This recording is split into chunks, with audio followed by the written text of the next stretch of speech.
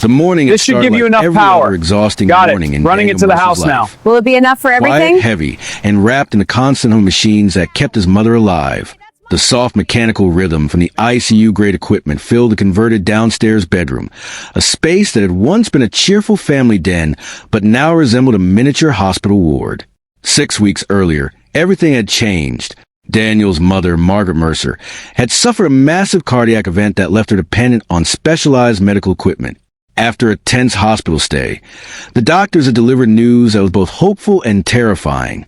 She could survive at home, but only if she remained connected to continuous ICU-level support, oxygen concentrator, cardiac monitor, and a backup battery system that Daniel had spent nearly all his savings to install.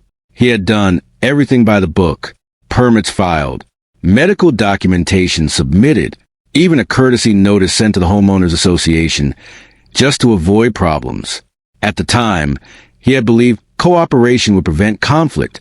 He didn't yet understand who he was dealing with. Outside, the neighborhood looked like something pulled from a real estate brochure.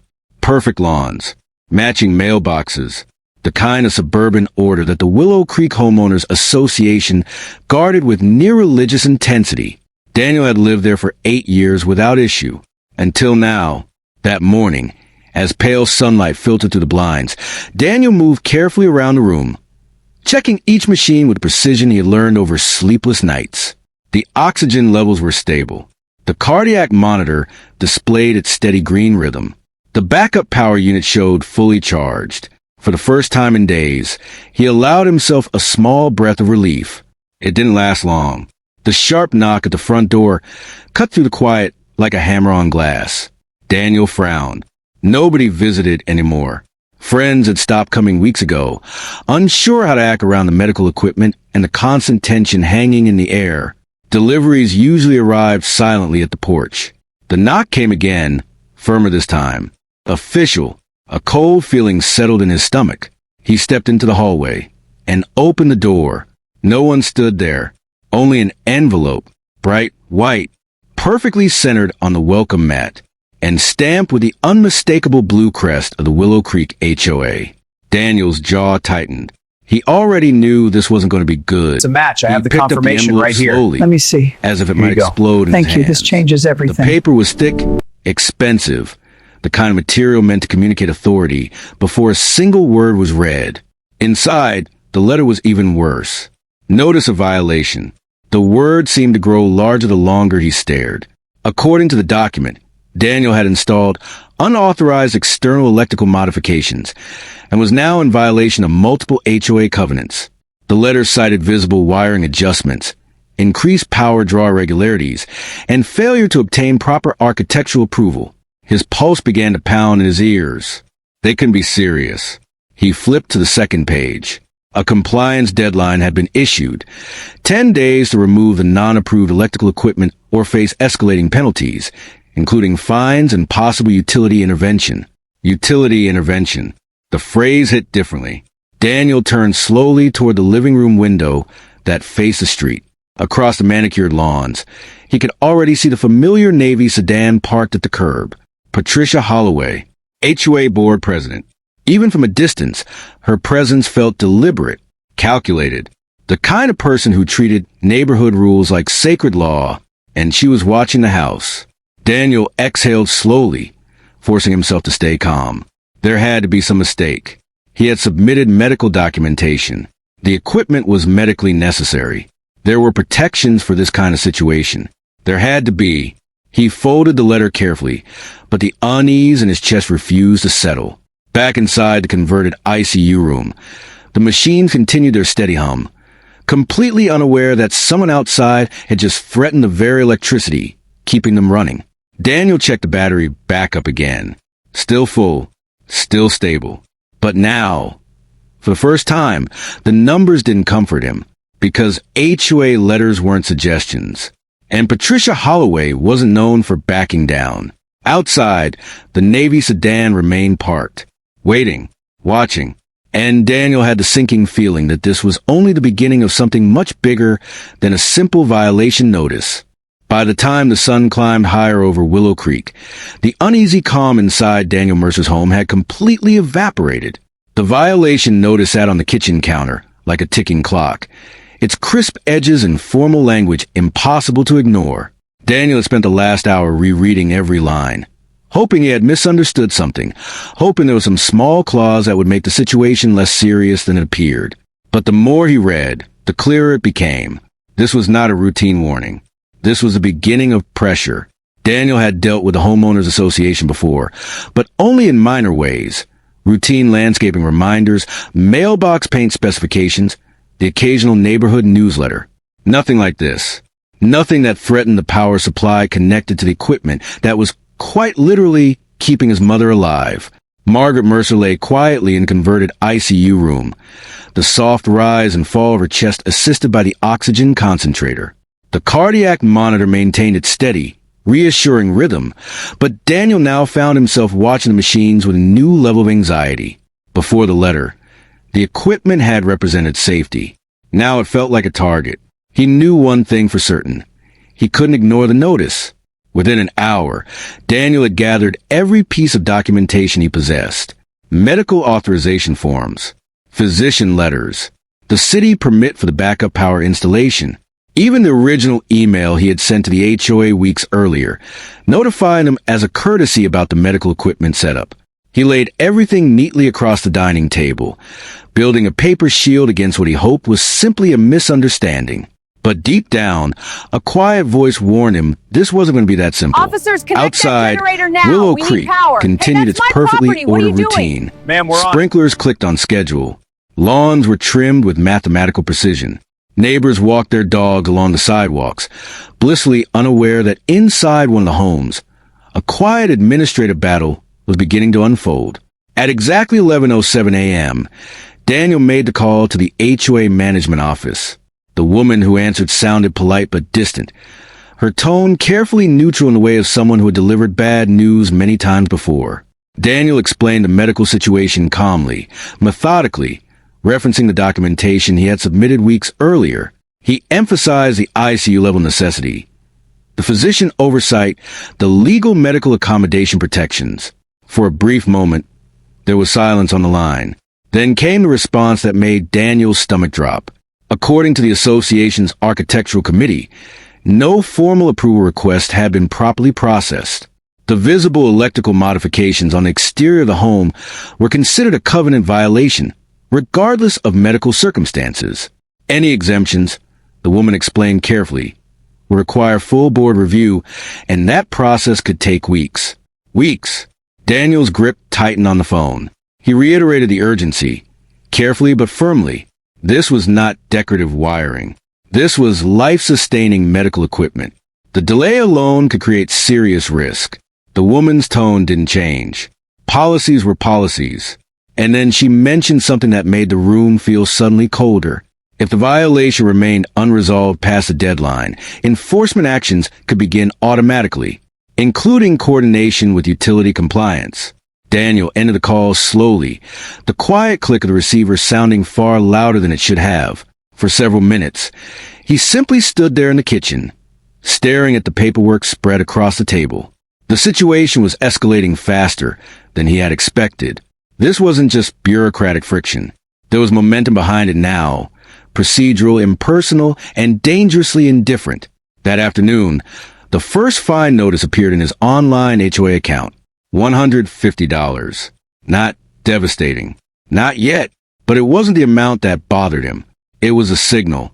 Someone on that board had already decided to move forward. Through the front window, Daniel noticed a Navy sedan again, parked with the same deliberate precision as before. Patricia Holloway sat inside for several minutes, her posture straight, her attention unmistakably focused on his house. Monitoring, documenting, building a case. Daniel felt a slow, heavy realization settle into his chest. This wasn't going to resolve with one phone call. This was going to become a fight. Behind him, the ICU machines continued their steady mechanical rhythm. Unaware that outside the quiet suburban home, the pressure from the HOA was only beginning to build, and the next move was already coming. The next 48 hours passed under a thick cloud of tension that refused to lift. What had started as a single violation notice now felt like a slow-moving storm gathering strength over Daniel Mercer's home. Every sound from the medical equipment seemed louder. Every flicker of the house lights made his chest tighten. The steady hum that once brought comfort now carried an edge of uncertainty. Daniel had not wasted time. By early the next morning after the fine appeared, he had submitted every document the HOA office had requested, and several they hadn't. Physician certifications confirming Margaret Mercer's dependence on continuous oxygen support, hospital discharge summaries, the city permit for the electrical upgrade, even photographs showing the installation had been professionally completed. He had organized everything with the precision of someone who understood that paperwork might be the only shield he had. Still, the silence from the HOA was deeply unsettling. No confirmation, no acknowledgement. Just the automated notice in his account showing the violation remained active. Inside the converted ICU room, Margaret remained stable but fragile. The cardiac monitor traced its green line across the screen with metronomic consistency, and the oxygen concentrator continued its soft mechanical breathing. Daniel had developed a habit of checking the backup battery system every hour, even though the display hadn't changed. Fully charged, operational. But now the numbers felt like borrowed time rather than security. Late that afternoon, while reviewing his email for the 10th time, a new message appeared. Subject line, final compliance reminder. Daniel's pulse spiked immediately. The message was brief and coldly formal. According to the HOA compliance department, the violation had not been resolved within the required timeline. Unless immediate corrective action was taken, the matter would proceed to enforcement review. The language was wrapped in legal phrasing, but one line stood out with uncomfortable clarity. Utility coordination may be initiated if unauthorized electrical modifications remain in place. Daniel stared at the screen. They were serious. A slow wave of disbelief mixed with anger rose in his chest. He had provided medical proof, official permits, direct communication. Any reasonable organization would have paused enforcement at the first sign of a life-sustaining medical situation. But Willow Creek's HOA wasn't behaving reasonably. It was behaving procedurally. And procedure, Daniel was starting to realize, could be dangerously blind. Outside, the late afternoon sun cast long shadows across the perfectly trimmed lawns. The neighborhood looked peaceful, untouched by the quiet administrative pressure building inside one particular home. Then, just before sunset, something happened that made Daniel's stomach drop. A white utility marking tag appeared on the small electrical box mounted near the side of his house. It hadn't been there that morning. Daniel stepped outside slowly, his pulse already racing.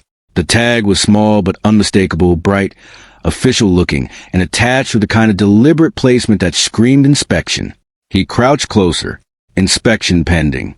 The words hit like ice water down his spine. This wasn't just HOA paperwork anymore. Someone had initiated a field review. Daniel straightened slowly, scanning the quiet street. For a moment, everything looked normal.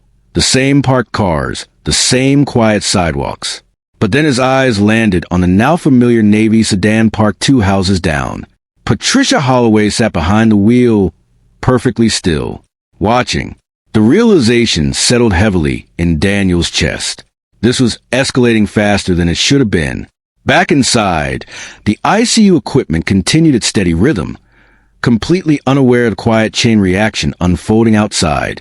Daniel moved quickly to the backup power system and ran a full manual check. The battery reserve showed strong. The automatic switchover was armed. Everything, technically, was functioning exactly as designed. But for the first time since bringing his mother home, Daniel understood something that made his hands feel cold. Backup systems were meant for emergencies, not prolonged disputes.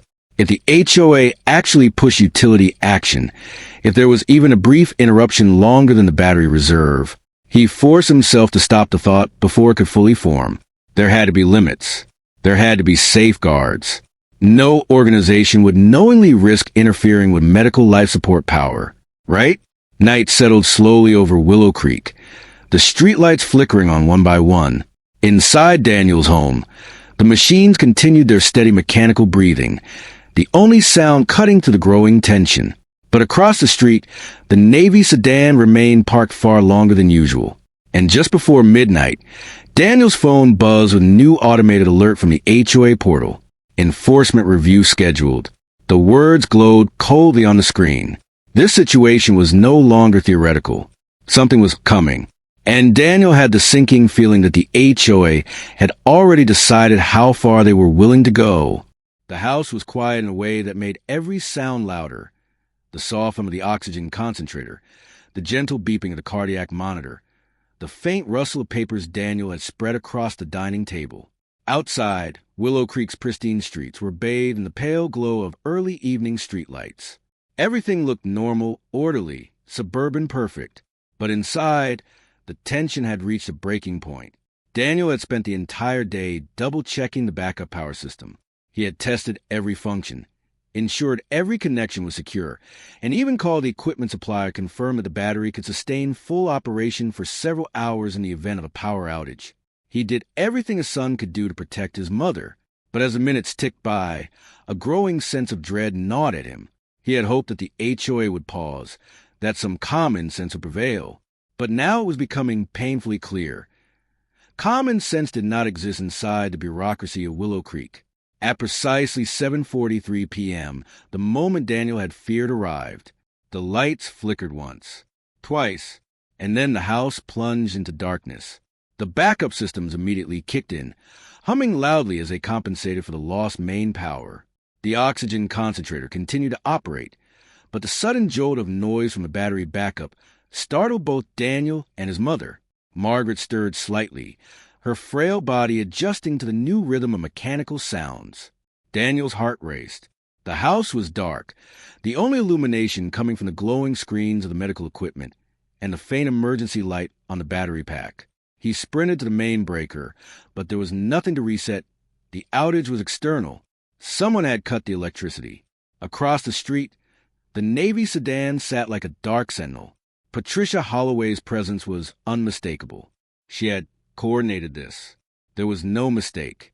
Daniel moved quickly to reassure his mother, speaking softly though she could not respond. He checked every monitor. Heart rate steady. Oxygen level stable. The backup system holding strong. But even as the numbers displayed normalcy, a terrifying realization took hold. Backup power was temporary. The outage could last minutes, hours. No one knew. He grabbed his laptop and began documenting everything. Time-stamped photos, battery levels, the sudden spike in energy consumption as the backup system took over. This was evidence, proof, a shield against whatever was coming. Minutes later, the phone rang. It was a utility company. Yes, we were contacted by the HOA regarding electrical violations, the technician said cautiously. We've been instructed to temporarily shut off power to the property until the situation is resolved. Daniel's stomach turned. They had actually done it. They had crossed a line he had feared for weeks. "Do you understand this is life support equipment?" he shouted. "My mother could die." The technician's tone remained procedural, almost robotic. "I understand, sir, but I'm following the directives issued." Daniel hung up slowly, his mind racing. He had documents, permits, medical letters. He had every right to appeal. But right now, those rights were useless against immediate action. The house was silent, except for the low hum of the battery backup. Daniel felt the weight of every second pressing down on him. He thought of the neighbors, of the perfect lawns, the picture-perfect lives. Nobody saw this. Nobody understood the stakes. To them, it was just rules enforcement. To him, it was life or death. And then he noticed something else. A shadow moving across the street. Not a neighbor. Not the HOA attorney. A delivery van. It stopped across from his house. Two men stepped out with clipboards. They were utility inspectors, confirming the outage, documenting compliance. Every step of the process was being meticulously logged. Daniel knew he had to act fast. He couldn't wait for permits, letters, or legal reviews. The backup power wouldn't last forever. He needed a plan. His eyes fell on the stack of emergency extension cords, the portable generator he had purchased months earlier, and the list of friends who had promised help. Every option felt inadequate, but it was all he had. The minutes crawled by. Every beep from the monitor felt like a countdown. He felt a surge of anger. This wasn't just about rules. This was about control. This was about proving a point at the expense of a human life. And Daniel realized, as he watched the shadows shift across the quiet street, that this fight was no longer just about protecting his mother.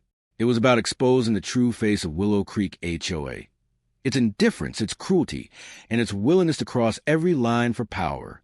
He took a deep breath, steeling himself. There was no turning back. The next hours would define everything.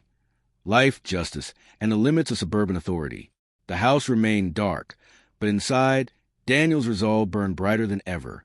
The night was tense, heavy with the weight of imminent danger. Daniel Mercer had spent hours coordinating every resource he could muster. The portable generator hummed quietly in the driveway, fueled and ready. Extension cords snaked into the house like lifelines, connecting the backup system to critical medical equipment. Every monitor, every device, every wire was double-checked. Still, he couldn't shake the fear that this was only a temporary reprieve. Outside, the Willow Creek neighborhood remained deceptively serene. Streetlights glowed softly, illuminating pristine sidewalks and manicured lawns. The Navy sedan of Patricia Holloway had disappeared, but Daniel knew it was only a matter of time before she, or someone acting on her orders, returned. The HOA had already proven they were willing to cut power without hesitation. Daniel's focus returned to his mother. Margaret Mercer rested as peacefully as someone in her fragile condition could, oblivious to the quiet chaos surrounding her. The beeping of the cardiac monitor and the soft hum of the oxygen concentrator provided a fragile comfort, but Daniel couldn't ignore the reality. If the power went out again, even for a few critical minutes, it could be catastrophic.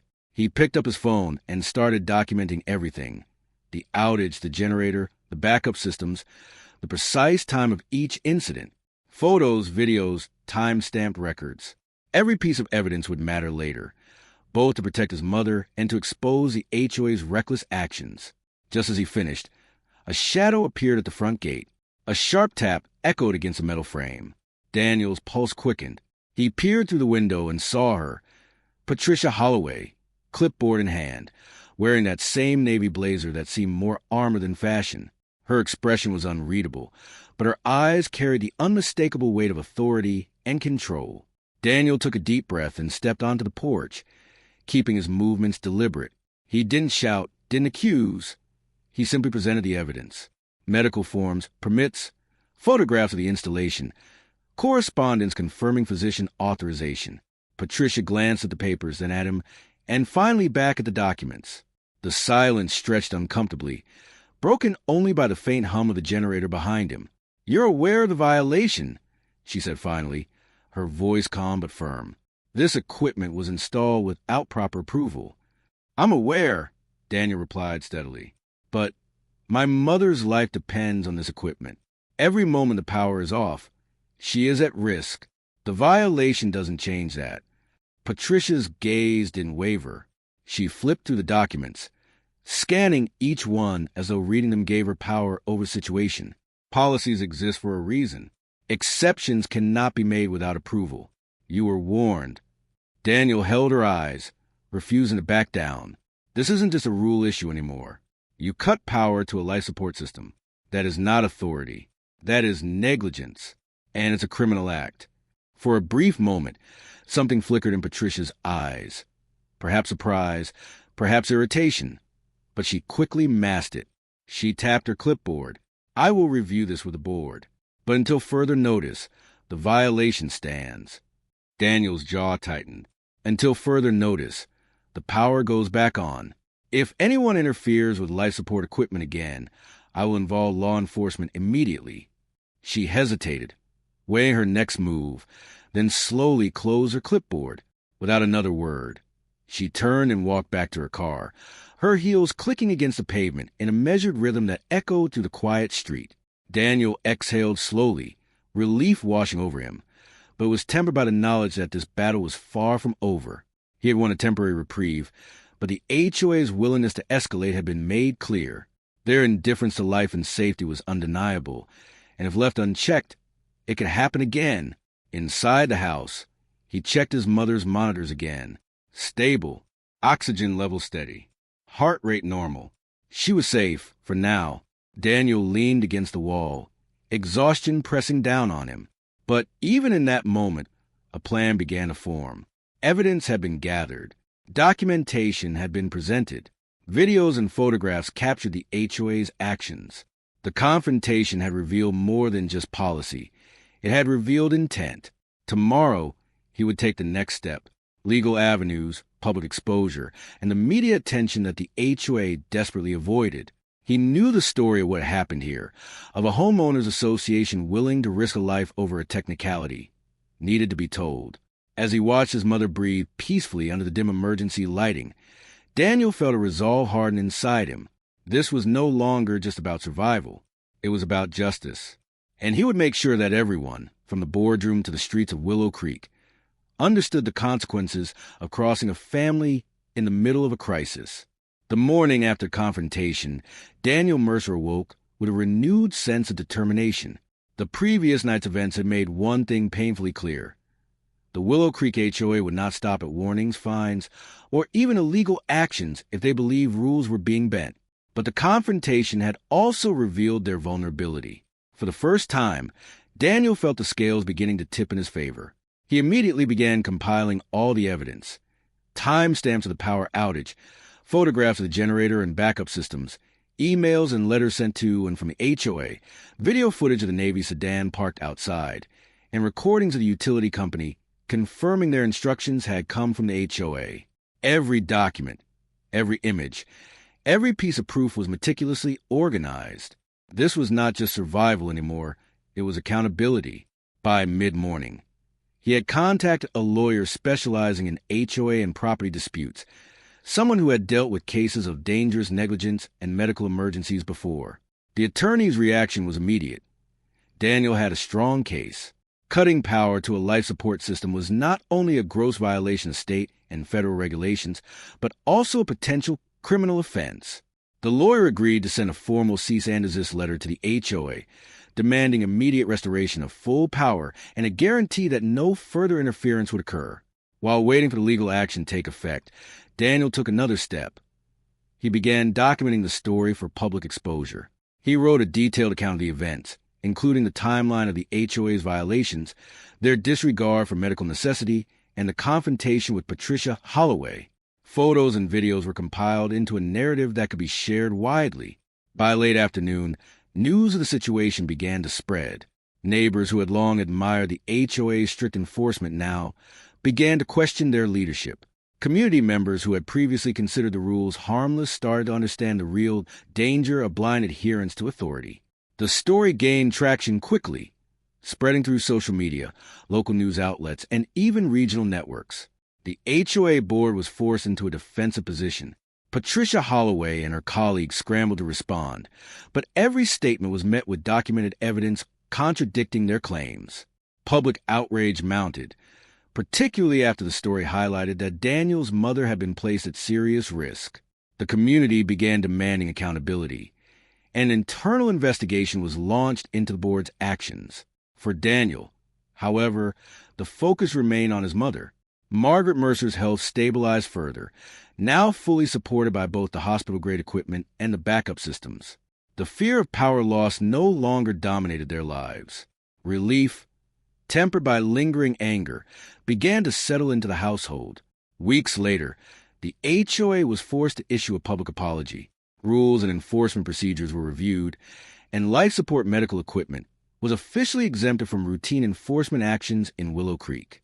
Patricia Holloway resigned from her position as president, and several board members were reprimanded for their negligence and failure to act responsibly. Daniel's story became a cautionary tale for homeowners associations across the region. News outlets and viral channels covered the situation extensively, highlighting the dangers of bureaucratic rigidity when human lives are at stake. Daniel himself gave interviews, focusing not on revenge, but on raising awareness of the risks that rigid policies can pose to families in medical crises. Through it all, Margaret Mercer's resilience remained the centerpiece of the story. Each day she grew a little stronger, each breath a quiet testament to the power of preparation, advocacy, and an unwavering son willing to fight the system to protect her life. By the time calm returned to the neighborhood, Daniel understood that the battle had changed him. He had seen the lengths some people would go to enforce rules without humanity, and he had fought back with evidence, courage, and determination. Justice had been served, not just for his mother, but for anyone who might face similar threats in the future. As he watched Margaret rest peacefully, the hum of the machine steady and reassuring once more, Daniel knew that they had survived not just a threat, but a test of resilience. Willow Creek would never forget the story of the son who refused to let rules take precedence over life, and Daniel knew that his mother's survival had changed the community forever. The lights stayed on, the machines continued their quiet rhythm, and finally, the Mercer home felt safe again.